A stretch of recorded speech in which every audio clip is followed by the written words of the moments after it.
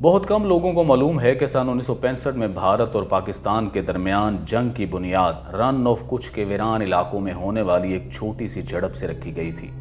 یہ پورا علاقہ ایک طرح کا صحرا تھا جہاں پر کچھ چرواہے کبھی کبھار اپنی بھیڑ بکریاں چرانے جایا کرتے تھے یا بھولے بھٹکے کبھی پولیس والوں کا دستہ گشت کر لیا کرتا تھا۔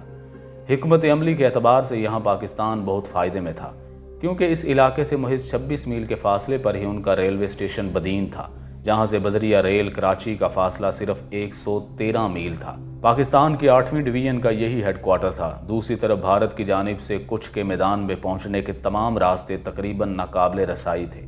سب سے نزدیک 31ویں بریگیڈ احمد آباد میں تھی، جہاں سے نزدیکی ریلوے اسٹیشن بھوج سے 180 کلومیٹر کے فاصلے پر تھا۔ بھوج یوں تو اس علاقے کا ایک چھوٹا سا شہر تھا، لیکن متنازع پاکستانی سرحد سے 110 میل کے فاصلے پر تھا۔ جھگڑے کی ابتدا اس وقت ہوئی جب بھارتی سیکیورٹی فورسز کو پتہ چلا کہ پاکستان نے ڈینگ اور سرائے کو ملانے کے لیے 18 میل طویل ایک کچی سڑک بنا لی ہے۔ یہ سڑک کئی مقامات پر بھارتی سرحد کے 1.5 میل اندر تک جاتی تھی۔ بھارت نے اس مسئلے پر مقامی اور سفارتی سطح پر احتجاج کیا تھا۔ پاکستان نے اس کے جواب میں 51 بریگیڈ کے کمانڈر بریگیڈیئر اظہر کو اس علاقے میں مزید جارحانہ گشت کرنے کا حکم دے دیا۔ ادھر مارچ کے آتے آتے بھارت نے بھی کجر کوٹ کے قریب نصف کلومیٹر جنوب میں سردار چوکی بنا لی۔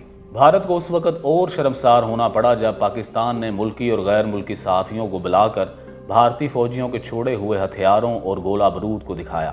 پاکستان کے commander major general Tikka Khan نے بریگیڈیئر اظہر کو حکم دیا کہ حملہ کر کے بھارت کی نئی بنی سردار چوکی کو تباہ کر دیا جائے۔ 9 اپریل کی صبح 2 بجے پاکستانی حملہ شروع ہوا۔ انہیں سردار چوکی، جنگل اور شالیمار نام کی 2 مزید بھارتی چوکیوں پر قبضہ کرنے کا حکم دیا گیا تھا۔ شالیمار چوکی پر تعینات اسپیشل ریزرو پولیس کے جوان مشین گن اور مورٹر فائر کے کور میں آگے بڑھتے ہوئے پاکستانی فوجیوں کا مقابلہ نہیں کر پائے۔ تاہم سردار چوکی پر تعینات پولیس اہلکاروں نے زبردست مزاحمت کی۔ 14 گھنٹوں کے زبردست حملے کے بعد بریگیڈیئر اظہر نے گولہ باری روکنے کا حکم دیا۔ اس دوران سردار چوکی کی حفاظت پر مامور پولیس اہلکار 2 میل واپس وجیو کوٹ چوکی پر چلے آئے۔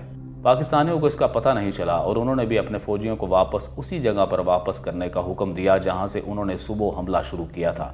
شام کو واپس آنے والے جوانوں کو احساس ہوا کہ سردار چوکی پر کوئی بھی پاکستانی فوجی نہیں ہے۔ انہوں نے شام ہوتے ہوتے بغیر لڑے دوبارہ اس چوکی پر قبضہ کر لیا۔ بی سی چکرورتی نے اپنی کتاب ہسٹری آف انڈو پاک وار 1965 میں تبصرہ کیا ہے کہ پاکستان کی 51 بریگیڈ کے کمانڈر نے اتنے ہی اناڑی پن سے آپریشن کو ہینڈل کیا جتنا ہندوستان کی 31 انفینٹری بریگیڈ کے بریگیڈیئر پہل جانی نے کیا تھا۔ 24 اپریل کو بریگیڈیئر افتخار جنجوا کی قیادت میں پاکستانی فوجیوں نے سرابید پر قبضہ کر لیا۔ بھارت نے صورتحال کی سنگینی کو دیکھتے ہوئے میجر جنرل ڈن کو ممبئی سے کچھ بھیجا۔ پاکستان نے بھی اس دوران مکمل 8ویں انفینٹری ڈویژن کو کراچی سے پاکستانی شہر حیدرآباد بلا لیا۔ اس وقت علاقے میں بریگیڈ کے کمانڈر لیفٹیننٹ کرنل سندر جی نے پولیس کی وردی پہن کر علاقے کا معائنہ کیا اور مشورہ دیا کہ بھارت کو کجر کوٹ پر حملہ کر دینا چاہیے، لیکن حکومت نے ان کے مشورے کو تسلیم نہیں کیا۔ بعد میں یہی سندر جی بھارت کے آرمی چیف بنے اور اسی علاقے میں انہوں نے سن 1987 میں مشہور براسٹ ایک فوجی مشق کی، جس کی وجہ سے بھارت اور پاکستان کی فوجیں تقریباً جنگ کے دہانے پر پہنچ گئی تھیں۔ اس دوران دلچسپ بات یہ ہوئی کہ پاکستانی فضائیہ کے سربراہ ایئر مارشل اصغر خان نے بھارتی فضائی فوج کے سربراہ ایئر مارشل ارجن سنگھ کو فون کر کے پیشکش کی کہ دونوں ممالک کی فضائیہ اس جنگ سے اپنے آپ کو الگ رکھیں۔ اگرچہ اصغر خان نے اپنی سوانح عمری دی فرسٹ راؤنڈ میں اس واقعے کا ذکر نہیں کیا، لیکن بعد میں یہ قیاس آرائیاں کی گئیں کہ شاید اسی کی وجہ سے جنگ شروع ہونے سے صرف 10 روز قبل ایوب خان نے انہیں ان کے عہدے سے ہٹا کر ایئر مارشل نور خان کو پاکستانی ایئر فورس کا سربراہ بنا دیا تھا۔ 24 اپریل کو بریگیڈیئر افتخار جنجوا کی قیادت میں پاکستانی فوجیوں نے سرابید پر قبضہ کر لیا۔ انہوں نے اس کے لیے پورے 2 ٹینک ریجمنٹ اور توپ خانے کا استعمال کیا اور بھارتی فوجیوں کو پیچھے ہٹنا پڑا۔ اگلے 2 دنوں میں بھارتی فوجیوں کو بیئر بید کی چوکی بھی خالی کرنا پڑی۔